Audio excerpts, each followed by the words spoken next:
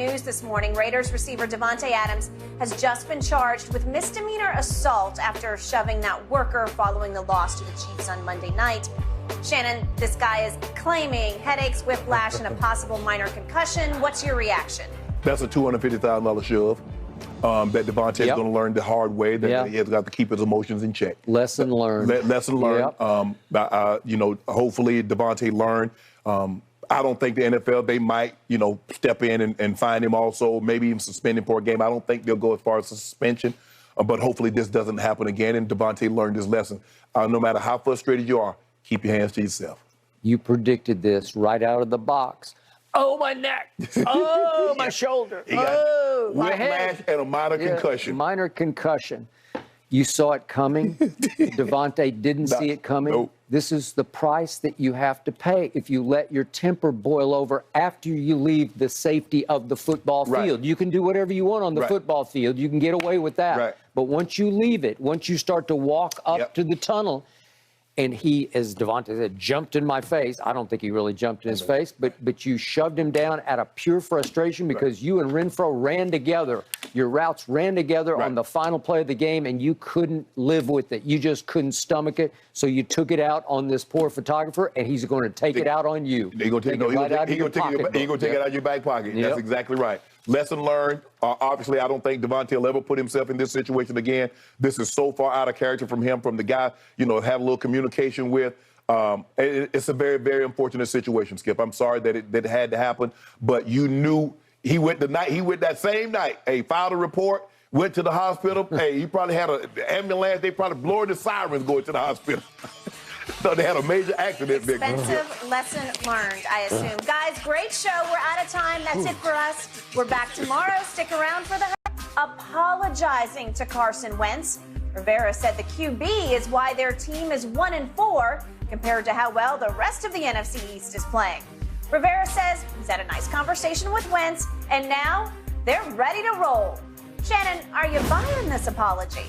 What Ron Rivera is saying, I'm sorry for all the mean, hurtful, awful, true things I said about Carson Wentz. That's what he did. Look, he's sorry that he said this out loud because this is the way he thinks. Ron Rivera is a lifer. He played in the league. He's coached in the league basically since he left the league. Played for the 85 Bears. 85 Bears. And so for him to make this kind of an egregious mistake, when he literally placed the blame of everything going on with the Commanders at the feet of Carson Wentz, was wrong. He knows it was wrong. He knows you can't do this under any circumstance. There's a way he could have said, Skip, you know what? Those other teams, they do a great job of protecting the football, but our defense got to do a better job of taking the football away. Hey, we got to get better on third downs offensively. We got to be able to get people off the field on third down defensively. Skip, there's a way that, you're like, hey, you keep hitting because third down, quarterback has the ball. Turning the ball over, quarterback has it. There's a way to say it, Skip, without directly saying it. I'm looking at Washington has issues not just with Wentz. They're last in the league. Skip, they got one takeaway. We're 5 weeks into the season. They've taken the ball away once. They're 25th in scoring defense. They're 28th on third down and third down defense. So teams are just continue. They get them in third down. Guess what? We stay on the field. He was wrong. Look, Carson Wentz is what he is at this point in time. I'm sure Carson Wentz says, hey, coach, I understand, but I'm sure he's hurt by it because nobody wants to be the sole blame or have it seem like I'm the sole blame for why we're not winning. They're not winning because offensively, they're not very good. Defensively, Skip, remember now, they got 4 first-round draft picks. High. Not no 28. High draft picks. And what? Nothing. So, yeah, Ron Rivera, he apologized, but he said, I'm sorry for all the true things that I said. I shouldn't have said it out loud in front of the media. For once, I completely agree, and then some. Ron Rivera said yesterday, I told the team I said some things that were misconstrued. No, they weren't. I didn't present them properly.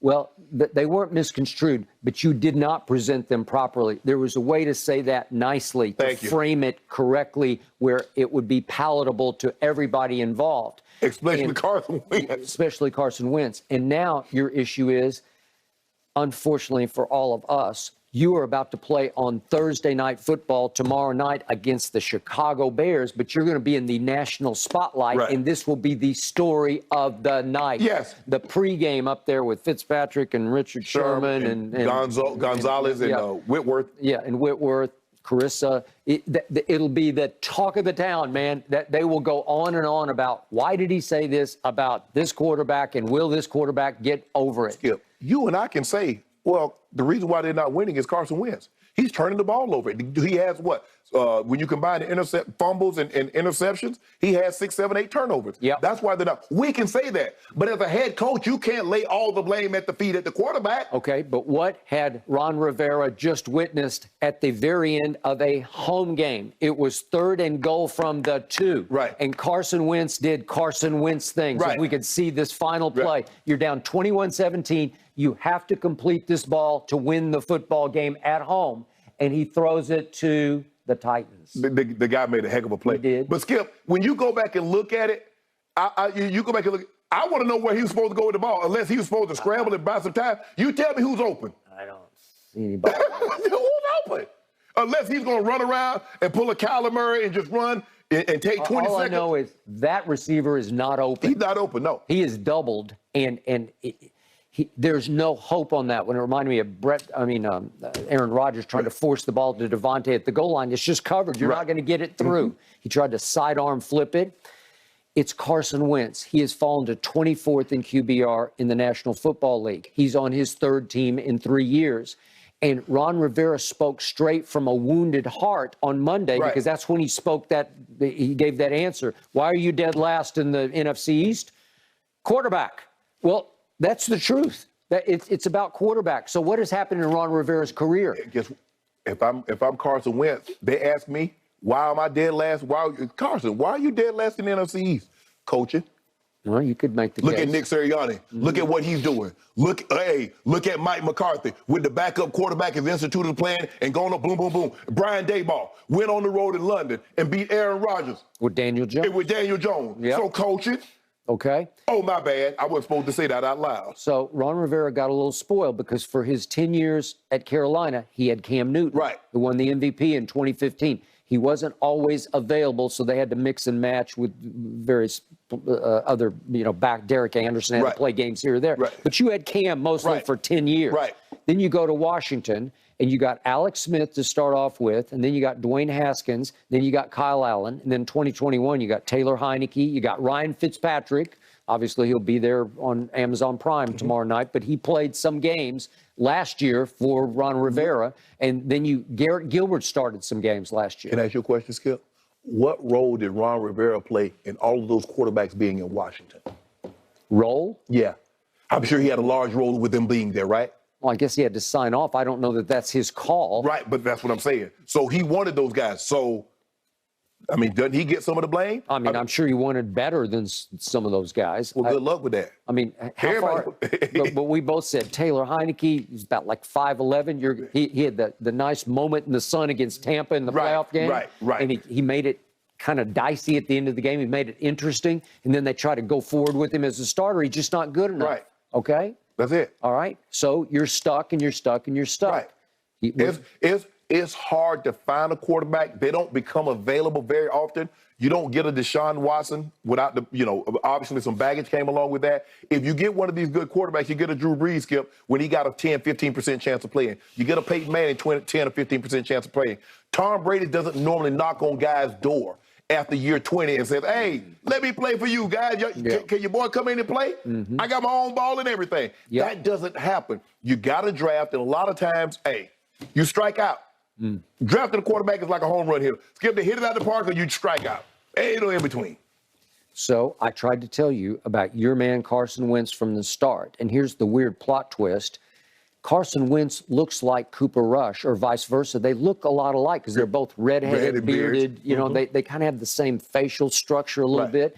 And yet the point is that Carson Wentz is combine perfect because he's 6'5", 240, big arm. Right.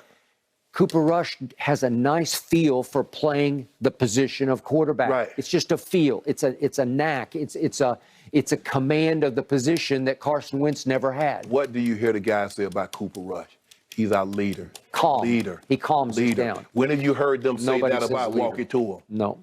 As a matter of fact, when the article came out, everybody tried to rush to his defense, but a lot of people that tried in Philly. But Skip, a lot of people that tried to rush to his defense was probably a lot of people that was off the record.